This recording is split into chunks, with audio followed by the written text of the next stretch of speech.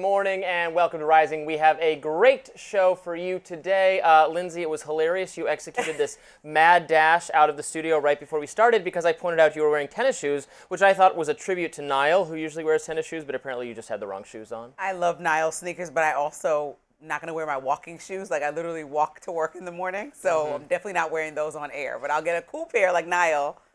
But otherwise, I had to run and go get because the viewers can see them because of our lack of table. I think it's time to address the elephant in the room or the elephant not in the room, which is the lack of table, which I know the viewers are not thrilled about. You guys feel very strongly about it. We got a lot of opinions. I know, we could still get a table. We could think about it. Yeah, but where's it going to be? Like, it could be, like our heads will just peer over it. Yeah. I don't know. We're still working on it, so, bear with us. But we've got a lot to get to on today's show. Why don't you tell the folks about it, Lindsey? Yeah, so today on Rising, we'll talk about President Trump's total of 100, or he did a 180 on the Russia-Ukraine conflict, period. We are also going to cover Biden addressing allegations he wasn't aware of certain pardons that were signed with his name using the Autopen. And we'll be taking a look at Republicans' attack on public media and what they're really trying to accomplish. But first, Robby, we got to start with your radar. What's on it?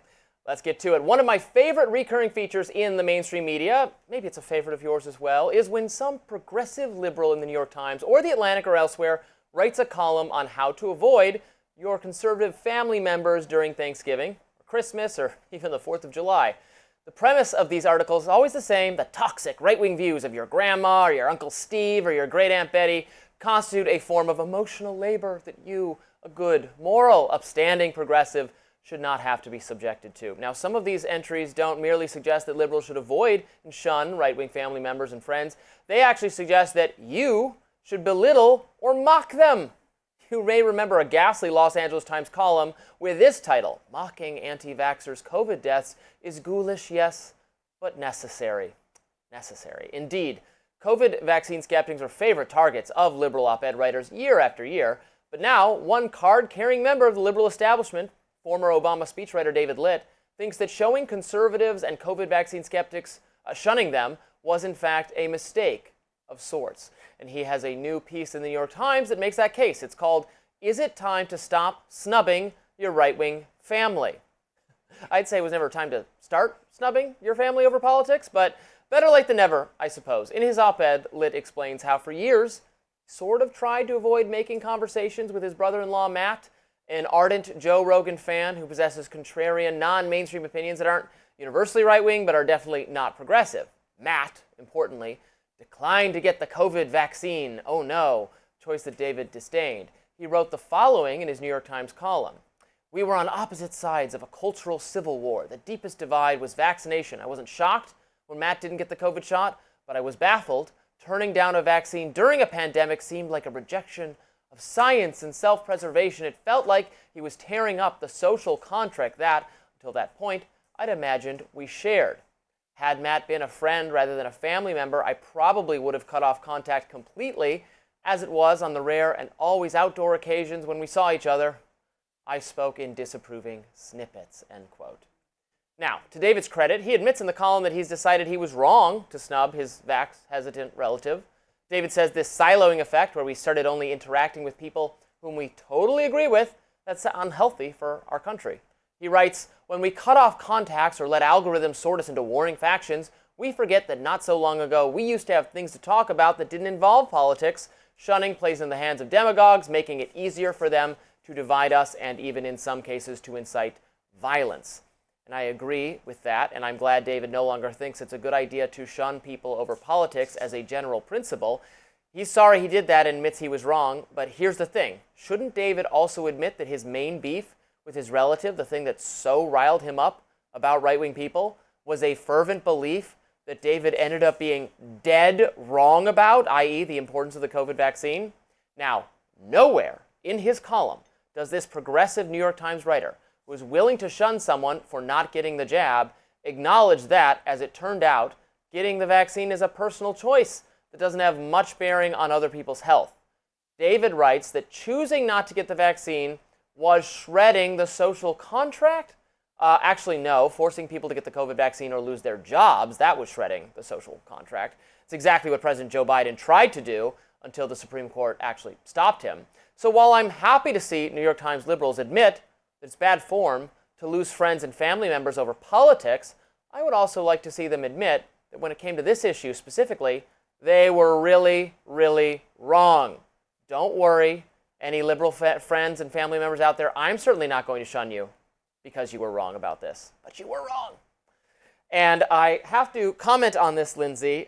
This just came to my attention. It was too late for me to put it in the script, so I'm going to read it off my phone. If I can pull up the things I favorited, the things I liked on Twitter. The readers of the New York Times do not agree that it's time to stop snubbing your right-wing family members. In the comments on this article, the most common word that emerges is no. No. No, it's not time to stop snubbing. When human decency is pushed overboard for power, no. The answer is no. No, this time it's more than political differences. Let's keep it simple. No, do not normalize this. No, human decency, never up for negotiation.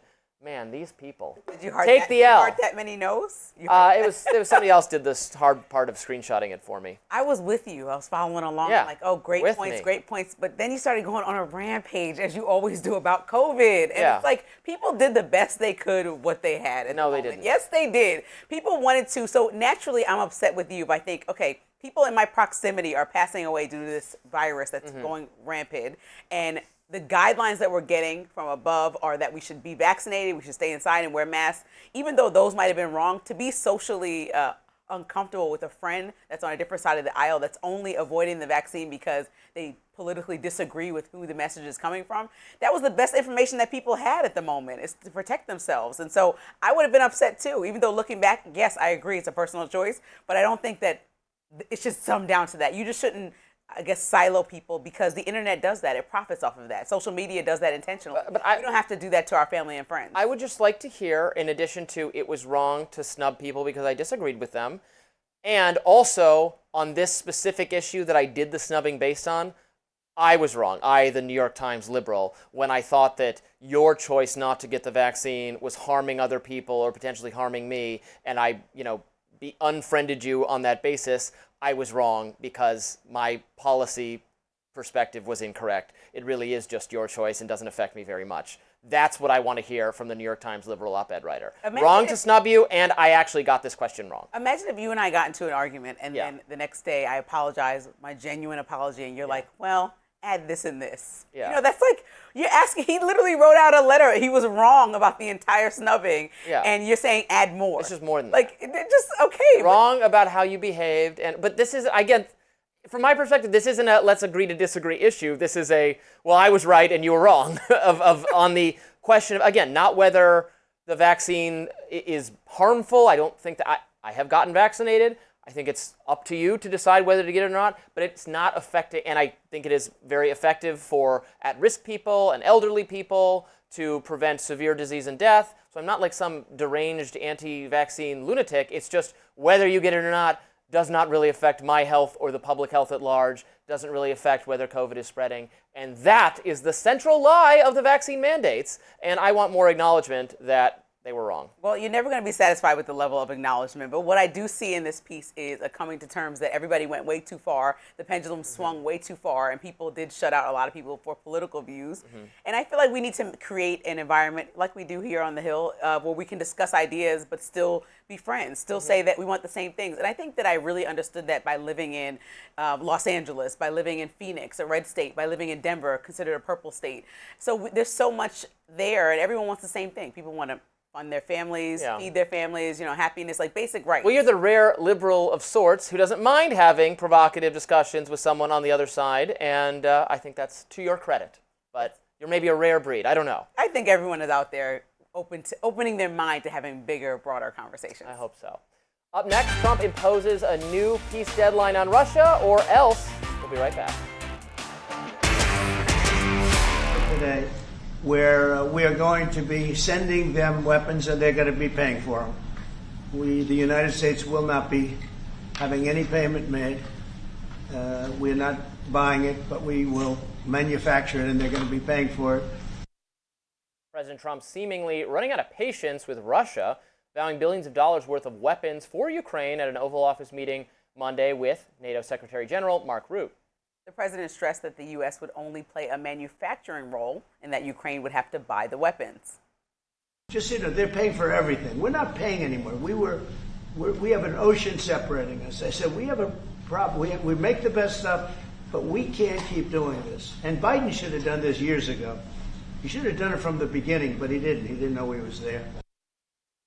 Trump also vowing to impose secondary tariffs on Moscow and its business partners if it doesn't reach a peace deal with Ukraine within 50 days. However, in an unusual twist, the president's decision actually united some Democrats and Republicans. California Democrat Ted Lieu posted this to X. I support President Trump's decision to send Patriot missiles to Ukraine. I urge the Trump administration to make the full decision to a win.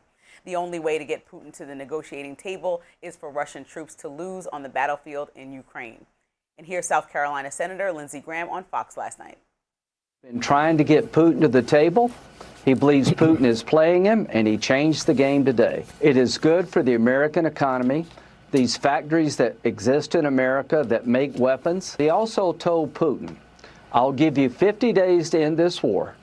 And if you haven't come to the peace table to end the war by 50 days, in 50 days, I'm going to put a 100% tariff on all the countries that buy your oil and gas and defund your war machine.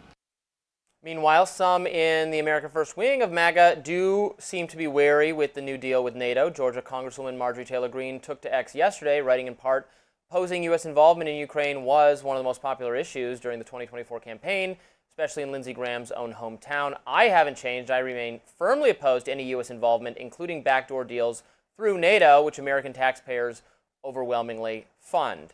I appreciate Marjorie Taylor Greene's perspective. Like her, I want to end the war between Russia and Ukraine and most of all, get the U.S. not involved in it. Now, that said, I think I do agree with this version of the Trump policy. If Ukraine wants to buy our weapons or NATO wants to buy our weapons, that's perfectly fine. I don't have any problem doing business with them. I just don't want to be bailing out everyone in the world and having American taxpayers pay for it. But if they want to buy our weapons, that's fine. It's a just cause. It's just that I don't want the U.S. government involved in it. I don't want American taxpayers paying for it. I don't want to give Ukraine false hope that they can repel Russia from their country and, single-handedly win this war with our overwhelming military charity. But if they want to buy it, I'm all for that. I have no problem with that. So I agree with Trump. I'm glad he's doing this, and I'm glad he's playing hardball with Putin with the goal not of defeating or overthrowing Putin, but with the goal of having a more favorable negotiation. I agree with it. I'm fine with this. I am glad that he's playing hardball with Putin. About time. Mm-hmm. Finally, you come into some consensus that people, I think on the left have been saying for a while, is that Putin is completely mocking you after 3 phone calls and no change whatsoever. Actually, a barrage of missiles going to Ukraine after speaking to President Trump, which shows an utter disrespect for our president and our country and us as a superpower, essentially mocking Trump in front of the whole world. It's about time that Trump steps up to the plate and kind of steps in Biden's footsteps of supporting Ukraine in any way. Now, what I agree with Trump on is saying, Europe needs to step in Europe's interest. So they need to spend more money. They need to figure out how to, fund and make sure that they're protected. Because the biggest issue with Russia expanding in Ukraine is that they can do that again, and then they risk stepping into NATO territory, and then the U.S. must get involved, right? Because these are our actual allies on paper. And so I think that this is something that they need to do. Also, these tariffs and these, or these taxes on Russia were really going to help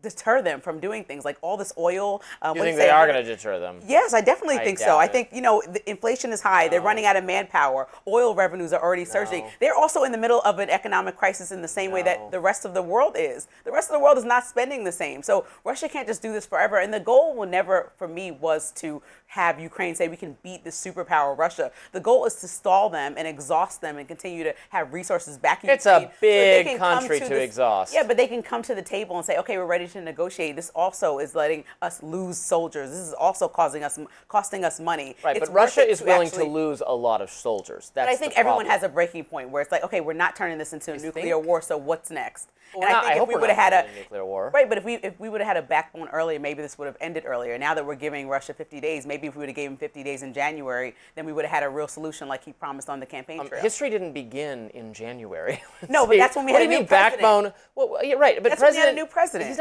President Biden had no plan for Ukraine to actually win this war. He had rhetoric in their defense that made them feel empowered to pursue their muscular defense of their country, and that there will be no end in sight to support from the U.S. That is what Biden and his State Department made it seem like to Ukraine. We did do sanctions on Russia. They had not enough of an effect. I mean, the Russian government is sadly very willing to sacrifice huge numbers of people. This has been historically true of the nation of Russia. In World War II, they threw, I mean, for the just cause of defeating Nazi Germany, of defeating Hitler, they lost thousands and thousands of cannon fodder. They burned down their own cities when Napoleon invaded in the Napoleonic Wars. So I'm not really confident in this idea that we can exhaust them or that they have some breaking point.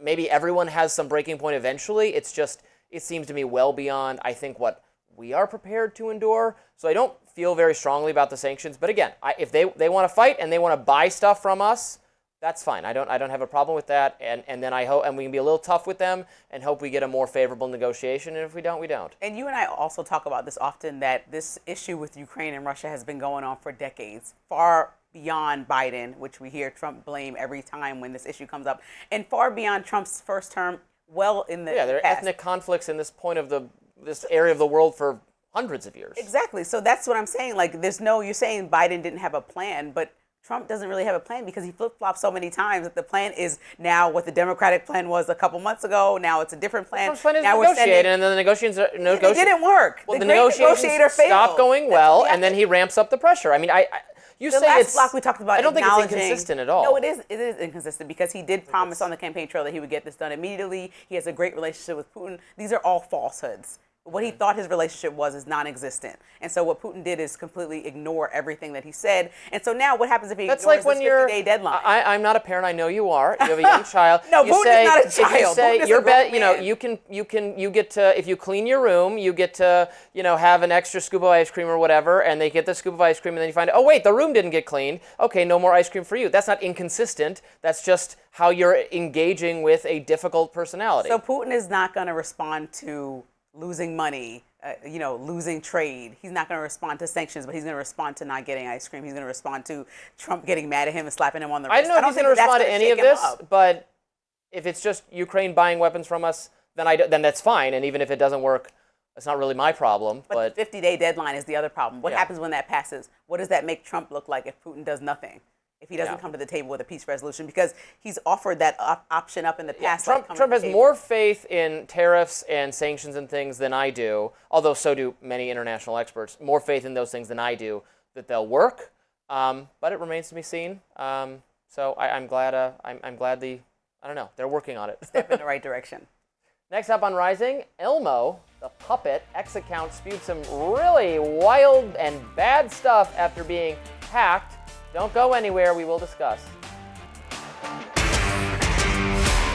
When tickled Elmo the wrong way, the X account of the child-friendly Sesame Street character took a dark turn over the weekend, to say the least. The owner and producer of Sesame Street said Elmo's account was hacked and spouted anti-Semitic messages. And some of the messages included calling for the death of Jews and releasing the Epstein files. One read in part, "Donald Trump is Netanyahu's puppet." Maybe I should read this in Elmo's voice. "Donald Trump is Netanyahu's puppet because he's in the Epstein files." Oh man, don't be a voiceover worker. A spokesperson for the nonprofit group Sesame Workshop, which produces Sesame Street, said in a statement yesterday, quote, "Elmo's X account was compromised by an unknown hacker who posted disgusting messages, including anti-Semitic and racist posts. We are working to restore full control of the account." Reactions, of course, abounded on X. Senator Mike Lee wrote, "I'm forever scarred by Elmo," words I never expected to utter. Democrat Congressman Jared Moskowitz also chimed in, writing, quote, "See what happens when you defund PBS?"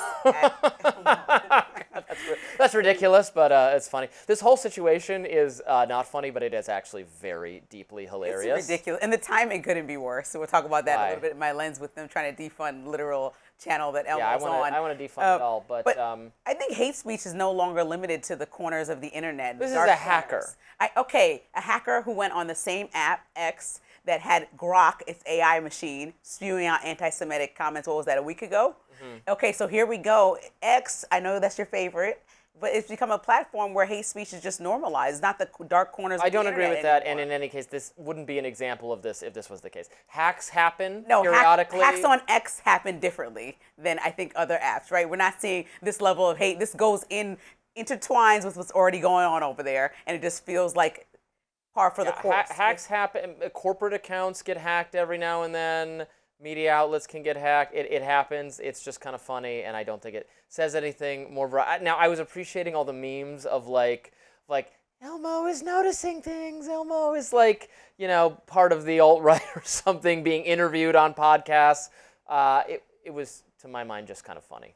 I think it's just ridiculous that people go. I mean, I guess they need to figure out the hacker. What are the next steps to me? I guess when this happens, because I think some people you find out you cybersecurity. You end up getting. This is why we all have to do my least favorite thing: two-factor authentication. Why every time you gotta log into anything, get the code on your phone. You have to. Oh, I don't have my phone handy. I left that in the other room. I gotta go pick it up. It's so annoying, but unfortunately, arguably, I guess necessary in order to stop hackers. Especially millions of followers. I guess necessary because not a lot, but some cybersecurity practices have turned out later, subsequently, to be not useful at all, including and especially the one that infuriates me. Did you know this, Lindsey? You know how sometimes when you're making a password for a website, it requires that you use like a sign or a character, like the @ sign instead of a or an exclamation point or something? Yeah. On the theory that makes the password more secure? That does not make the password more secure. If you know anything about units of entropy and encryption, that does not make it harder for a hacker to hack it whatsoever. It doesn't change the length of time it takes for a hacker to decrypt your password, having an O instead of a 0 or having a 1 instead of an L. All it does is make it harder for us to remember we're on TV now, so I can't swear or even allude to swearing, but I'm going to go on a little bit of a random tangent because you talk about the passwords, but also I was in the airport this weekend and I didn't have to take my shoes off. And so it's one of those unnecessary things like adding the @ symbol. That's nice. Your shoes no longer need to come off exactly at TSA. Like so it's very similar in that you like called it and you might be a genius. I might be. Just be all things. I might be. And yeah, so Elmo is hopefully feeling a little bit better, getting some therapy, calming down. This doesn't mean you need to defund the news that Elmo's on. Well, we show should that Elmo's defund on. it No, regardless. Sesame Street is still good. That's what we're talking about on your radar today? That is. I on have your a lot lens? of feelings about it. My lens. All right. Well, we will get to that. Well, just about that. After the break, defunding public media isn't a smart move. I'll talk about it in my lens coming up. Stick around. Welcome back to Rising. I am eager to learn. Lindsey, what's in your lens today? We have a lot to talk about. So, public media is under serious threat. Right now, Republican lawmakers are pushing a plan that could strip over $1 billion in funding from the Corporation for Public Broadcasting, a move that would devastate local stations, especially in rural America. Here's what's happening. The Senate is about to vote on a recessions package, meaning it will vote to formalize some of the cuts made by Elon Musk's Department of Government Efficiency. Now, if it passes, funding for public broadcasting dries up. Full stop.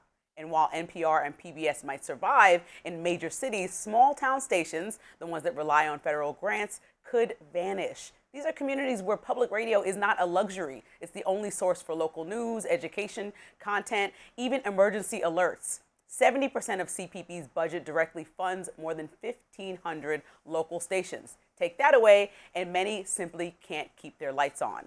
This push isn't random. It's part of a decades-long conservative effort to gut public media, now supercharged by Donald Trump. Public broadcasting leaders call this the most serious threat they've ever faced. And they're not exaggerating. This is not just about Sesame Street or PBS NewsHour. It's about silencing local voices across America. We're standing at a crossroads. If this passes, hundreds of stations could go dark by the fall. And once you shut down the news, you shut down the truth. But let's be honest, this fight is not about public broadcasting. That's just the tip of the iceberg. We're witnessing a broader assault on journalism itself. This isn't about budgets, it's about control. Public broadcasters are some of the last trusted, unbiased sources of news in many places. Defunding them doesn't just cut TV shows, it dismantles community lifelines. I told you, these stations provide emergency updates during storms, wildfire warnings, even Amber Alerts. Critics claim public media leans liberal. I disagree. What does it mean, any of this criticism? It's saying that criticizing Trump is unacceptable. Journalists should be free to speak truth to power, even when the powerful don't like it. Meanwhile, media power is consolidating. Corporate deals tied to politics are reshaping major outlets. We're seeing billionaires push papers like the Washington Post towards MAGA-aligned narratives, while longtime journalists just straight up quit. Small-town newspapers face legal threats for just reporting poll results. And don't forget, the Associated Press got banned from the White House for refusing to call the Gulf of Mexico the Gulf of America. If public media falls, what's next? National outlets are under pressure. Local journalism is dying. Killing NPR and PBS isn't a budget cut. It's a step towards dismantling the free press itself. And without a free press, democracy doesn't stand a chance. Oh dear, dear me. Oh wow! I feel strongly about journalism. I feel strongly about I feel strongly about that. That's ridiculous. So, and I didn't even get to really touch on the impacts that Sesame Street and some of the educational programming has for kids that are underserved, so they don't have access. Like, it's a privilege for us to have access to the internet. They don't have access to the internet. No, this was an issue during COVID, which you have to be aware of. I think when you have the luxury of basic things, it makes it so that you think everyone does. But some people in America were not able to do things like, when they weren't able to go to school, get lunch and access the internet at all, which put them at a huge detriment when it was COVID, and you saw the disparities within America itself. So we know that that's true. Even people who weren't live in able relative poverty because they have weren't access able to to the access the library. How do you get there if your parents must work and you have no car? They don't have Uber. Like, these are all luxuries that we think are basic things that most Americans on your phone. No, some kids don't have phones, Robby. That's what I'm trying to tell you. The lucky ones don't. That's I think we all speak from a place of, like, and I've lived in a lot of these cities on the outskirts of America where, of course, you have cable. Of course, you have options for free TV. Some people don't even have a TV, so they listen to public free radio. There's so many things that some of these stations like NPR and PBS use to get information out there, like those Amber Alerts, weather alerts, and important information, not just the Sesame Street, but it also is an educational tool for young kids that don't have access, the same access to all the Miss Rachels and YouTube and everything else that everyone can watch. I find it strains my belief to think that most people can't have access to YouTube at all, which is a terrific repository now of not just news and information, but also children's programming. As far as PBS and NPR are concerned, look, I'm sorry, the market has to decide. If people value this product, they'll pay for it, they'll subscribe to it. That's fine. If there's really people who can't at all afford and have no access to children's programming or news, then I would, it's a little bit unfathomable, but then I would solve that problem by just giving them money. I would just give them a voucher or part of the social safety net. My view of the social safety net, if we have to have it, is not about the government subsidizing products and services, but just giving money to people who need it directly. I don't think the government should be in the business of creating programming or funding programming. If we're going to have some kind of social safety net, we should do it as simply as possible. You just give money to people who need it. So that's how I would deal with the problem you're arriving at. Obviously, people should not be forced. I'm not saying PBS is necessarily biased. NPR is clearly ideologically far left progressive in terms of its cultural values. Americans, half of Americans are not cultural progressive, more probably. They don't want to pay for that. I don't see what, in the same sense that I would never ask you, Lindsey, to subsidize Fox News or Newsmax or the Robby YouTube show for Reason Magazine. No, it's the exact same thing. It is 100% the exact same thing. No, I also think it is a lie that NPR is neutral, but Fox News is biased. When you're saying, like, cut off PBS and NPR, and you're saying cut people checks instead. Yes. Right? I think the reason for the government subsidizing certain programs like medical care or like access to informational programming is because if you give somebody a $10,000 check, does that mean they're going to go spend it on the actual thing that's necessary to build your education, the information you need to know how to move about your day? No, people are probably going to spend it on basic needs, getting that extra dinner that they wanted to get, doing something nice for themselves. Well, they should. Then they should. If they value the dinner more than Sesame Street, that is how they should spend the money. It's paternalistic to pretend you know what's good for them more than they do. Providing the option and making it equally accessible. You want the whole of America to be on a playing field that's actually level so people can have the opportunity to achieve the American dream. Some of that requires education, understanding, information. And so these services and medical care, some of these this all is necessary to build your livelihood. And so it's not going to always be up to the children to make that choice if their parents receiving the money for them. Like you said, they don't have the autonomy to be like, oh yeah, get that educational program. And no, they're all going to be like, okay, let's go to the water park. Like, okay, that's also fine. But I think that there's value in having some of these programs lined up so that people are actually using the dollars for things that are necessary towards building and growing them in a way that's positive to our whole society. This is coming down to a pretty stark, different worldview philosophically here. I don't know what's good for other people and their families. I don't want to structure, here's how much money you should be spending on food versus how much money on children's entertainment versus how much time in the water park. You know what? It's none of my business. I don't know, and I think every family is different.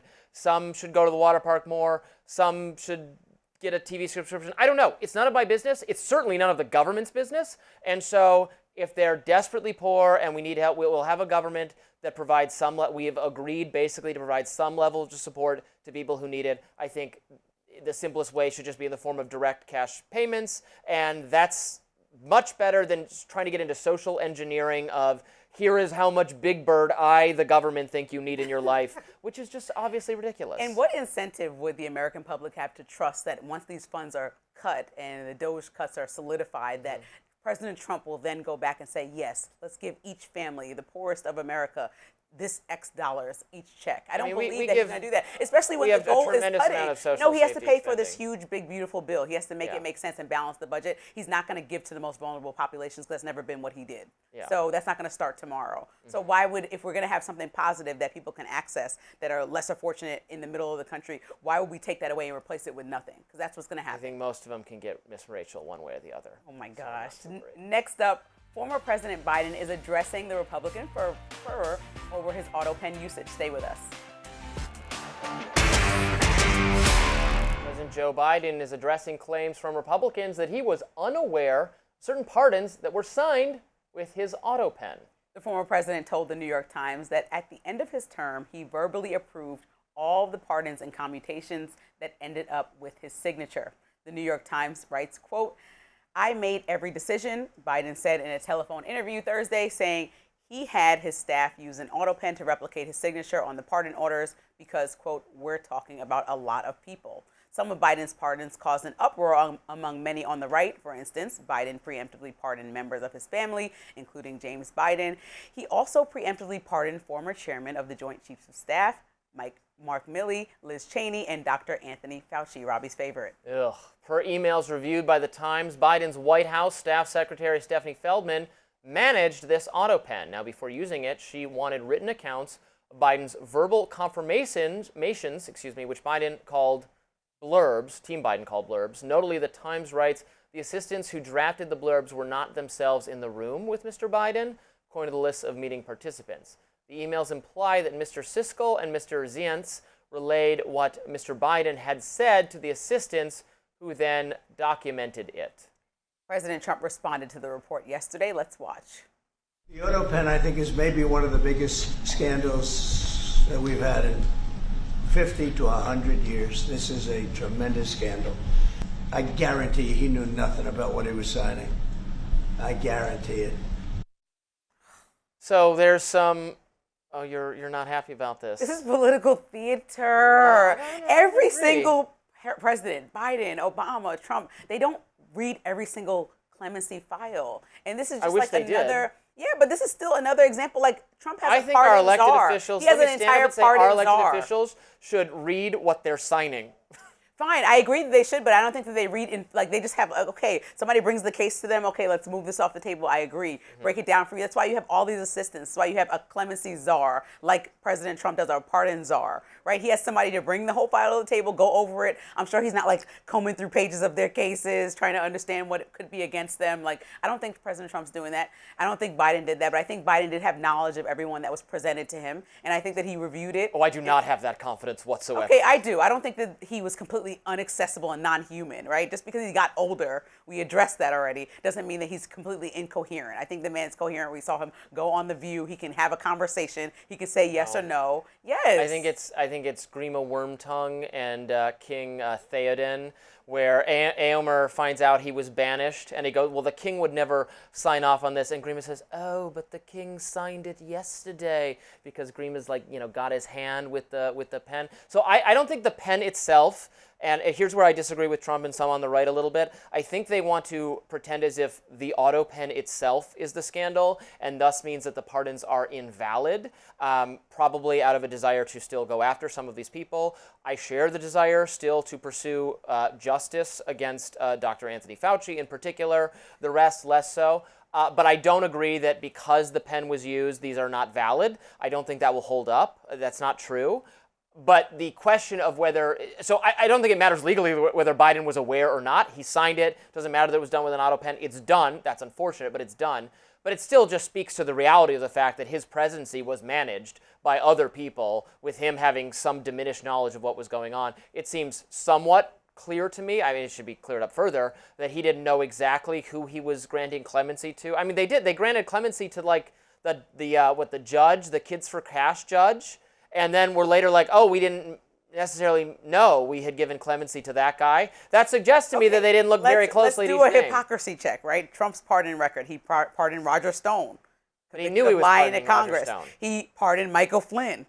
He lied to the FBI. Right, he did those things on purpose. Okay, but that's why I can go down the list endlessly. He's not like, who cares who Biden decided to pardon? I think he did these things on purpose. I don't think that he is completely blindsided by these pardons. I think the same way that Trump's team brings him suggested But I just gave you an example where he's someone he did not know that he had.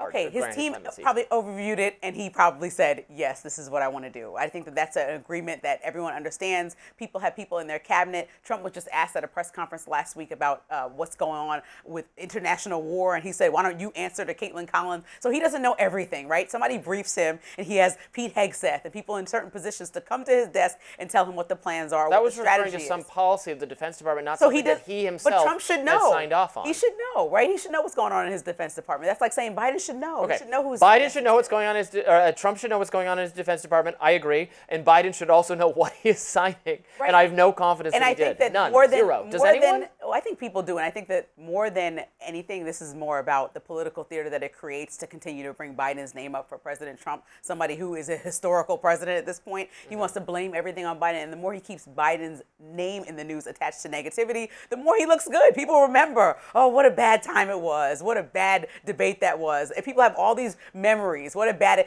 equally bad economy. It's not as bad as Biden. And it's like, okay, but it's still not good. People remember the shock of discovering that the sitting president was not capable mentally of doing that job. That was a shocking moment for myself and millions of my fellow Americans. I think he was capable throughout the term that he did it, and then he didn't run again. You think he stopped being capable like the day before the debate? No, I think that he just got older. He got older. You know how like a grandparent drives a car and they just still are pretty good? But it's like, Grandma, Grandpa, get off the road now. You got to let them And we should not put them in charge of the country in the most but we weren't. stressful and high-demand job there is. Everyone agreed by that debate, oh, let's not do this. And that's why it was such chaos. Yeah. Well, it took Biden a couple more weeks to agree. Fine, but I think everyone before that agreed. And I was also a very verbal and vocal critic. So I don't want to pretend like there's not several criticisms of Biden and his entire team, for sure. Okay, but he didn't 100%. resign then. He continued to make, he just didn't run for re-election. He continued to make decisions, including all of these pardons that came out in the last days and hours of his presidency.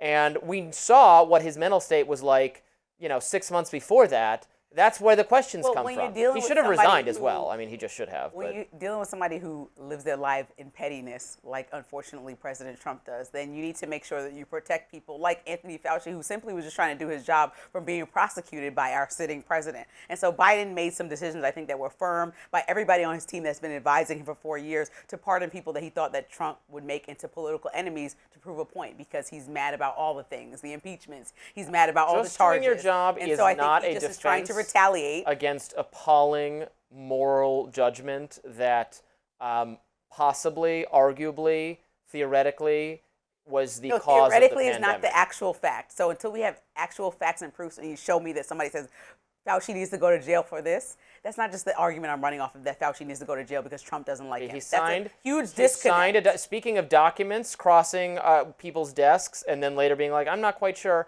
He, in sworn affidavit, in a testimony behind closed doors, Dr. Fauci said that there were exceptions to Barack Obama's halting of gain-of-function research. Barack Obama ordered scientists to stop funding gain-of-function research, the U.S. government, but it could still be done. There was a little asterisk for, well, I guess national security could be done. And Dr. Fauci admits that he used that, or someone under him did, to continue greenlighting the exact research that was done in Wuhan, China, under unsafe conditions that our Energy Department, FBI, and CIA now thinks was the likelier cause of COVID, which killed millions of people. So that's my argument again for Fauci bearing moral responsibility. The little asterisk, I understand. But the fact that we're here and people have made it through the pandemic and we try to figure out how to handle an unprecedented, very dramatic situation. And I think the country did their best, even though we all look back and reflectively say it could have been handled better. It's still not a time to relitigate the past, whether it's Biden or Dr. Fauci. Let's move on and talk about all the promises that President Trump made for America and complete them. With the research still being funded, I think it still needs to be litigated. It needs to be litigated. I don't know. I will not finish litigating that. A familiar face jumping back into the New York City mayor's race after his loss in the Democratic primary last month. What Andrew Cuomo is proposing to consolidate support against Democratic nominee Zohran Mamdani. That's after the break. Sore loser? Maybe so. Disgraced former New York governor and former Democratic candidate for New York City Mayor Andrew Cuomo is jumping back into the race, this time as an independent in the general election. Now, that announcement was made in a video posted to social media yesterday. Let's take a listen.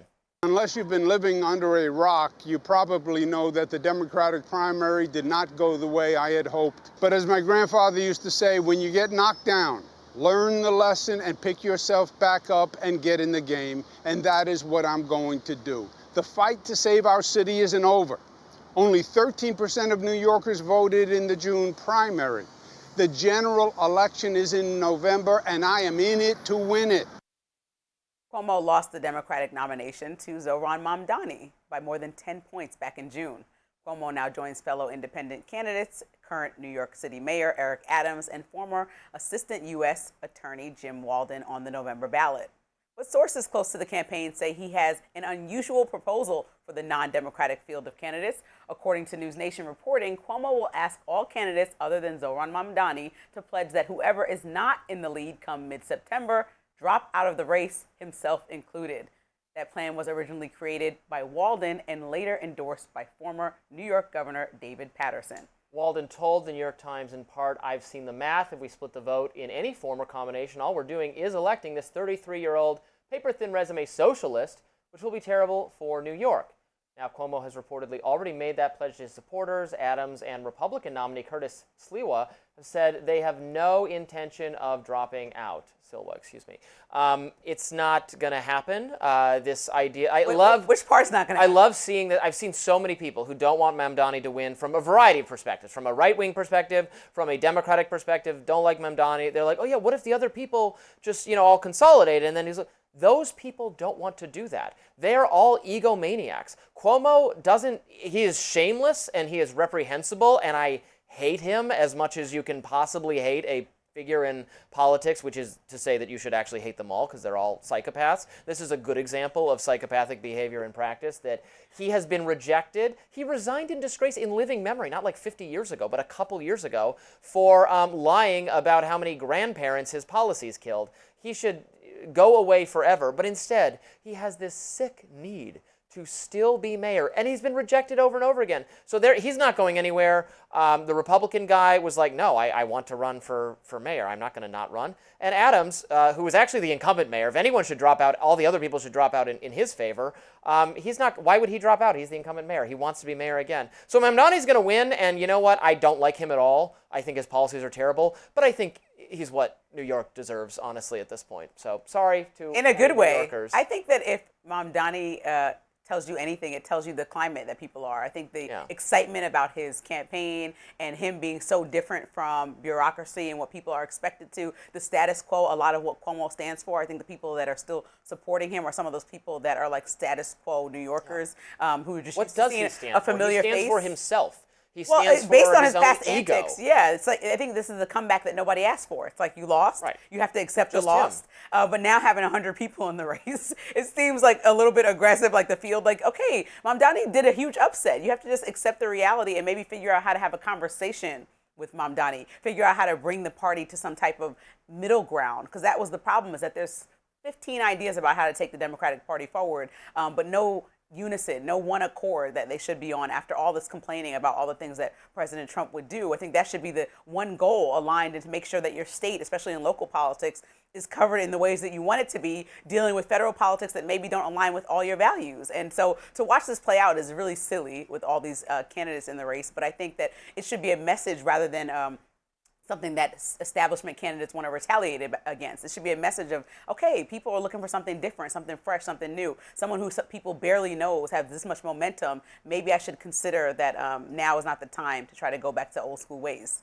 Yeah, if the establishment wants to defeat challengers like Mamdani, wants to defeat far-left economic policies, the establishment needs to uplift or find or discover or promote candidates who are appealing, who have some personality. Again, I don't like Mamdani's politics, but he has a genuine quality about him that I find it hard to work up a lot of dislike of him personally. I can work up plenty of dislike for the things he wants to do with New York, but he does not offend me or appall me in any way. Cuomo absolutely is just an appalling, contemptible figure. Mince words. And that this is what they landed on. Like, let's try this again.